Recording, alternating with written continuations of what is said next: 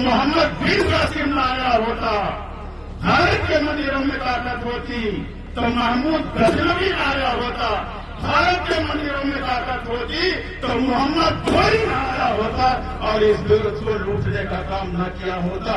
इसका मतलब मंदिरों में ताकत नहीं थी। अगर ताकत है तो सत्ता के मंदिर में ताकत है कि बाबा अपना मंदिर छोड़ करके आज सत्ता के मंदिर पर विराजमान है, हेलीकॉप्टर पर चलने का काम कर रही है। ये भारत देश का इतिहास है जो आज हमें नकली हिंदू बना के हमारे वोट का सौदा करते और राजपाट लेके हेलीकॉप्टर से चलते हैं। अगर भारत के मंदिरों में ताकत होती तो मोहम्मद बिन कासिम आया होता, भारत के मंदिरों में ताकत होती तो महमूद गजनवी आया होता, भारत के मंदिरों में ताकत होती तो मोहम्मद कोई न आया होता और इस दुर्ग को लूटने का काम न किया होता। इसका मतलब मंदिरों में ताकत नहीं थी।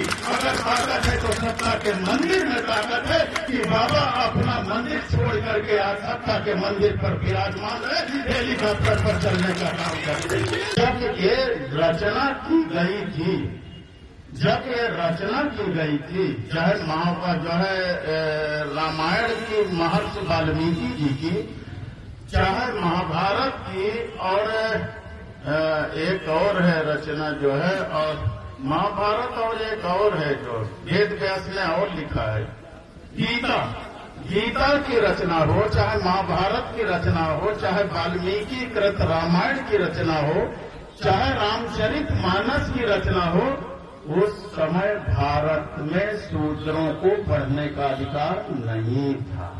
सही बता रहे, उस समय भारत में शूद्रों को पढ़ने का अधिकार नहीं था। आप पढ़ लिख नहीं सकते थे। अगर आप पढ़ने की कोशिश करेंगे तो आपकी आंखें फोड़ दी जाएंगी।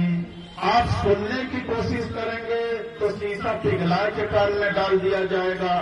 अगर जीभ से आप उच्चारण करेंगे तो जीभ आपकी काट ली जाएगी। ये व्यवस्था थी भारत के अंदर। मैं गलत नहीं बोल रहा, भारत के अंदर ये व्यवस्था थी ताकि हो जाए।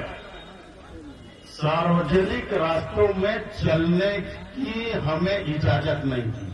कोई भी शूद्र समाज का आदमी अगर सार्वजनिक रास्ते पर चलेगा तो गले में हंडिया बांध के चलेगा, थूकेगा तो दिन भर हंडिया में थूकेगा, फिर मिट्टी को खोद के उस हंडिया को गाड़ेगा।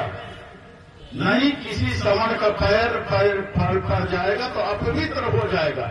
अब तुम्हें किस्सा कहानी लग रही होगी जो है, अब किस्सा कहानी लग रही हो तो अभी एक पिक्चर जारी हुई है महात्मा ज्योतिबा राव फूले, उसे देख लेना। महात्मा ज्योतिबा राव फूले पिक्चर जारी हुई है, उसे देख लेना अगर मैं गलत कहता हूं।